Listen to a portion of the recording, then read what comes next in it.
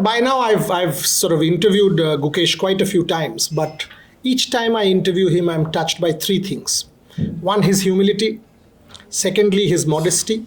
And thirdly, the fact that he hasn't changed. He's still very down to earth, exactly the way I had known him before he won the candidates.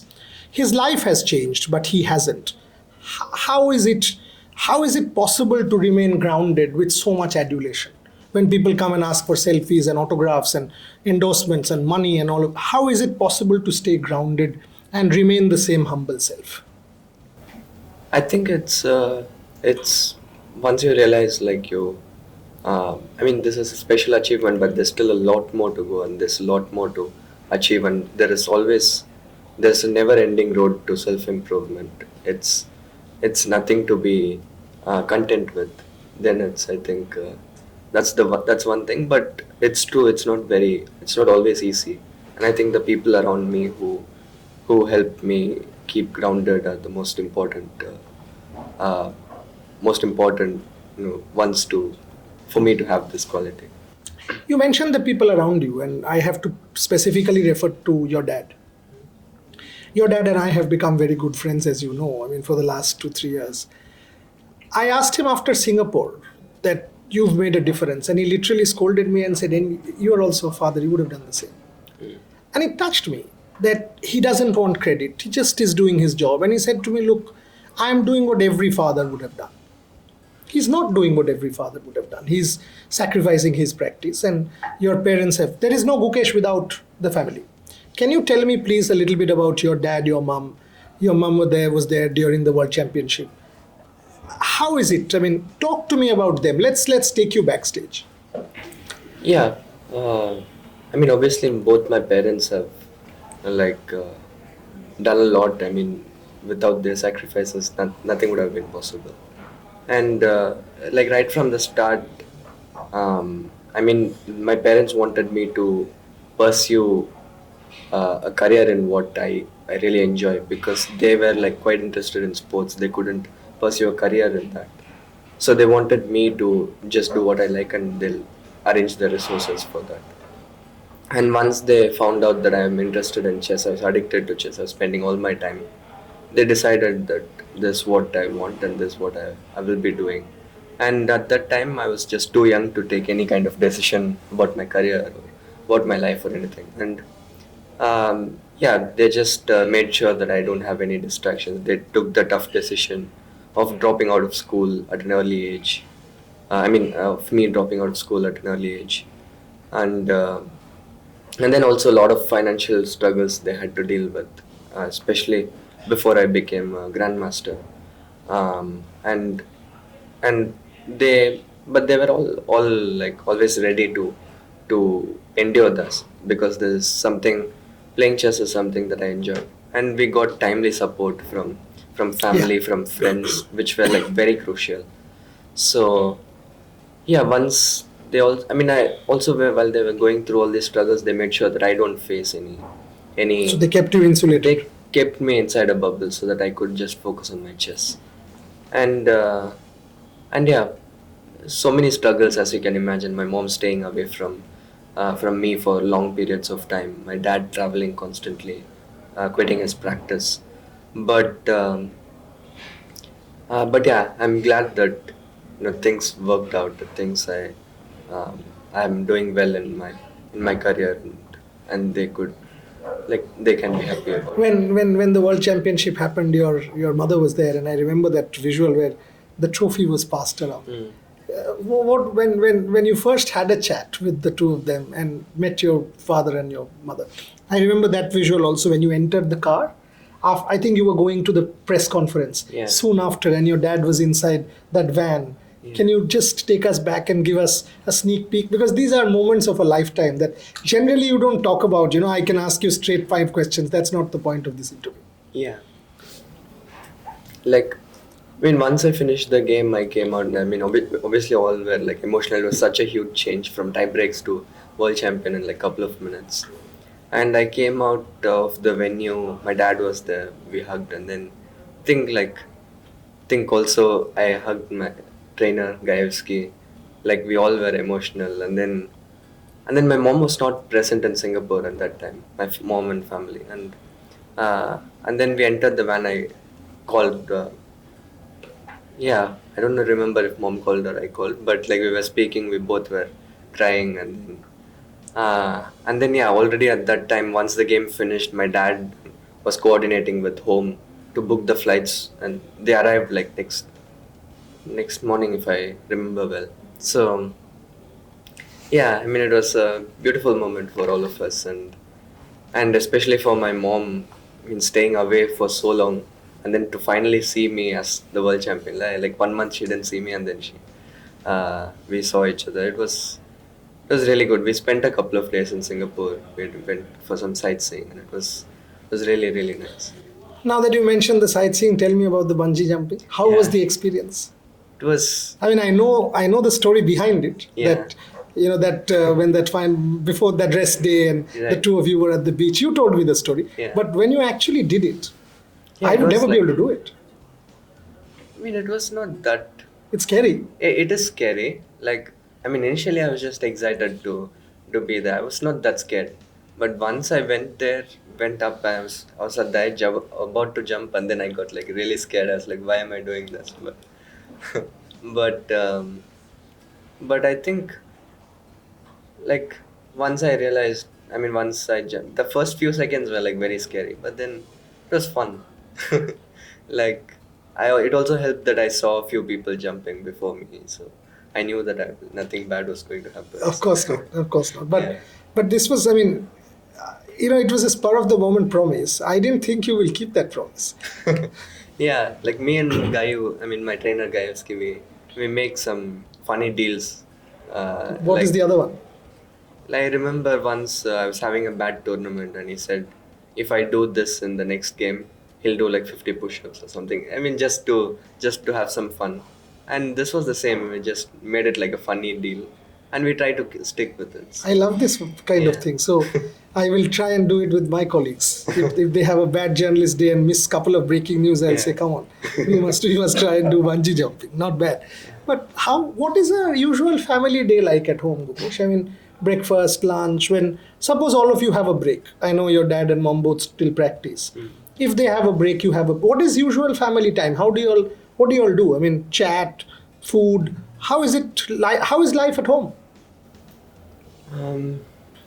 Usually so mom works, and from the morning she returns evening. Dad, like sometimes he goes for some like consultancy in the hospital, or he takes care of my career, like some of the things he has Yeah, to yeah. constantly attend to. But yeah, to be honest, I don't remember when last time we all were like on a break or something like that. But yeah, whenever we find some time, we try to go on go on some get-togethers with family friends. So my parents' batchmates, the ones they studied together in college, we are like very close. We are basically like family. So whenever possible, we try to meet with them, and those couple of days are always super fun. I'm switched off from chess, and we all enjoy our time together. But sometimes we just put on the TV and watch a movie or something like that. Um, but yeah, most of the time we are like, uh, I'm occupied with my training or my travel and stuff like that. But yeah, that's how it looks. Are you a foodie? I mean, I know you like a little bit of mishti and all, but are you a foodie? Not so much. But what kind of food do you prefer? In general, I'm fine with any kind of food, especially that I travel. I don't try to be particular. But wherever possible, I try to stick, especially during tournaments, I try to stick with Indian. Okay. I mean, at home, it's mostly South Indian, the food. But I'm okay with like Italian or any of the Asian cuisines. Basically, I can adjust with anything. I'm not particular about That's good because then you travel the world, you can actually make do. Yeah. And you read quite a lot. Is there any particular kind of literature that you like to read? Yeah, like for a like a couple of years back, I was reading a lot of autobiographies Got it. of great, sports persons like Vishy sir's book, Sachin sir's, Abhinav Bindra, lot of great athletes that I admire. Also like some self-help books like Atomic Habits. You, This you, one. you told me MS Dhoni is a favorite. Why did this happen and how did this happen? I mean, to say he's as big a favorite as Viswanathan Anand tells me something. But why MS? I wouldn't say as big like Okay, because you like yeah. MS. Chalo aise bolte hain. Yeah. So other than Vishy sir, like any other sports person, I from childhood it was. I remember when I was like 5 years old, I was watching 2011 World Cup, the final shot, and it's like so we. You still remember that? Yeah, of course. It's just something. Also for kids in general, Dhoni is like an emotion. Yeah. So I think, especially from me coming from Chennai and playing CSK and all.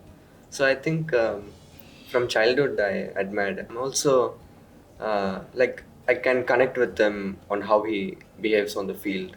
Always composed, calm in the critical situation. Something that I uh, try to do on the chessboard as well.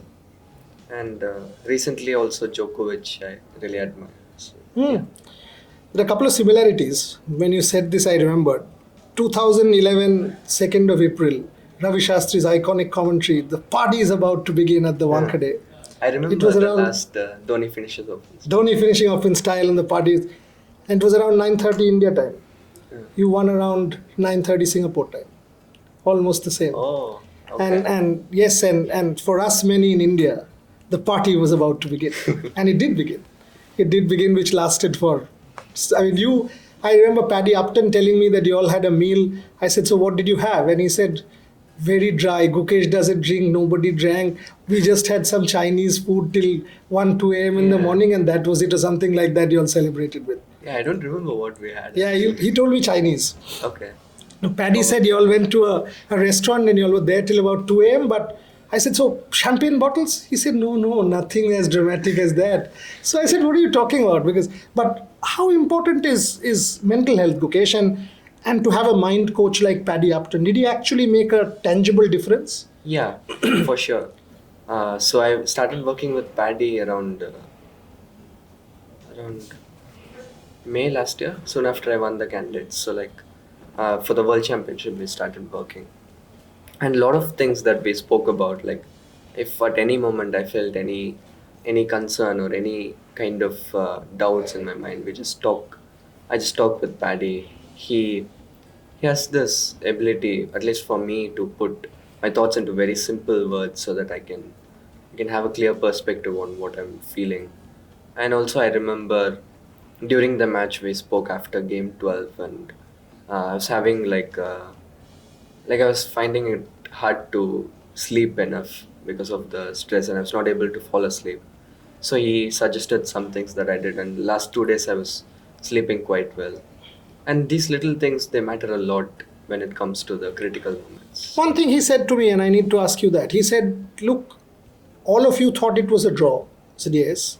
He said, look, I don't understand chess, but we had planned for a situation where if necessary, Gukesh would keep Ding on the board and tire him out so that if it comes to the tiebreak, we were ready with those ploys. So push him, play on, try and induce the mistake. We were ready for every eventuality. Is that true?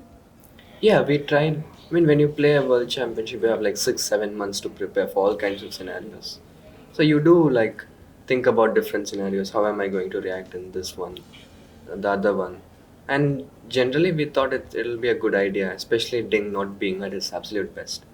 Like to just keep him at the board. Especially we saw in the first few games he was like struggling to stay at the board. So the plan was to just keep him at the board, prolong the games, and yeah, just give him more chances to make mistakes. So. See, in your case, in India, we are starved of champions. And all of a sudden, if I see a Neeraj Chopra, I see a Gukesh, I see a Manu Bhaker, I can see non-cricket superstars emanating. And many then follow you all and want to play chess or want to become a javelin thrower or want to become a shooter. That, I think, is real legacy. Do you think about such things that you have been able to inspire many kids to take up the sport? It's first of all, it's a privilege. Not many people get to be the person who like kinds of develops this interest in whole sport. Yeah, so it's a privilege for me, but I think I still am. I see myself as this upcoming player. Still, lots to learn and improve, and lots more to achieve. So I don't think about legacy as of yet.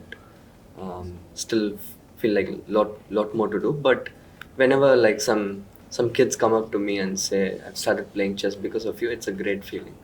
That is like I'm really honored to have that. But yeah, yeah, I hope like I mean I get people to take up the sport, because chess I think is a great sport. Even if you don't take it professionally, it helps you in many different ways. What is also stand out in last couple of questions. One, during the Olympiad or during that Amsterdam tournament in January, the Tata Steel Chess, there were so many people even there waiting for autographs and waiting for photographs with you. So it is not just in India; it is also in the diaspora, different parts of the world that you are celebrated now. Does that kind of give you a lot of positive vibe about India? That look, all of us are genuinely happy for you. More than anything, that's a genuine happiness. How important is that? How important are your fans to you?